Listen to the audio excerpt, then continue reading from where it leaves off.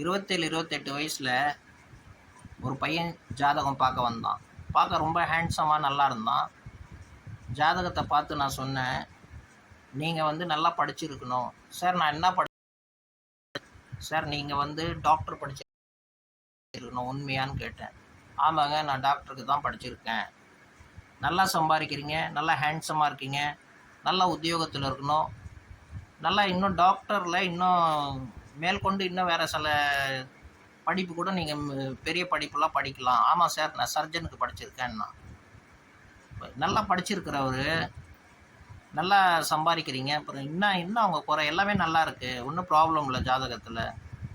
So ஒன்றும் கல்யாணத்துக்காக வந்தீங்களா, என்ன விஷயம் கேட்க வந்தீங்கன்னா உங்கள் ஜாதகத்தில் லவ் மேரேஜ் இல்லை அரேஞ்ச் மேரேஜ் தான் இருக்குது, லவ் மேரேஜ் பற்றி கேட்க வந்திருக்கீங்களான்னு கேட்டேன். ஆமாங்க நான் லவ் மேரேஜ் தான் கேட்க வந்தேன், நான் ஒரு பொண்ணை விரும்புகிறேன்,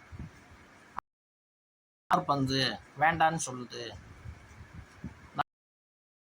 சார் உங்கள் ஜாதகத்தில் லவ் மேரேஜ் கிடையாது. சப்போஸ் அந்த பொண்ணு உங்களுக்கு பிடிச்சிருந்து நீங்கள் வந்து என்ன பண்ணியிருக்கணும்னா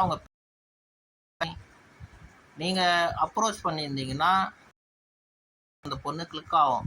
நீங்கள் டைரெக்டாக வந்து கொஞ்ச நாள் காதலிக்கலாம், பீச்சு ஹோட்டல்னு சுற்றலாம், அப்புறம் மேரேஜ் பண்ணிக்கலாம்னா அது ஆவாத காரியம். உங்கள் ஜாதகத்தில் அந்த மாதிரி இதுதான் சார் உண்மை. ஜாதகத்தில் அதுக்கு இடம் இருந்தால் தான் காதலிக்க முடியும். நீங்கள் என்ன படித்து எவ்வளோ பெரிய கோடி, உங்களுக்கு காதல் திருமணம் ஆகாது. நீங்கள் என்ன வேணால் டக்கர் அடிச்சிங்க. அந்த பொண்ணு நல்லா வெல் டு டூ ஃபேமிலி அதுவும் கிடையாது, நார்மலான பொண்ணு. இக்னோர் பண்ணு. ஜாதகத்தில் அவங்க பேரண்ட்ஸ் கிட்ட கண்டிப்பாக கிளிக் ஆகும். நீங்கள் உங்களெல்லாம் நான் வந்து அங்கே நிற்பேன் வாங்க காஃபி ஷூ அங்கே இங்கே சுற்றுவேன்னா இதெல்லாம் ஜாதகத்தில் இல்லை.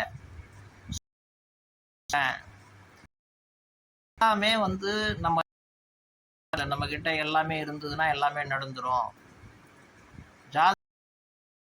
உங்களோட ஜாதகம்னா உங்களோட பாக்கியத்துல ராசியில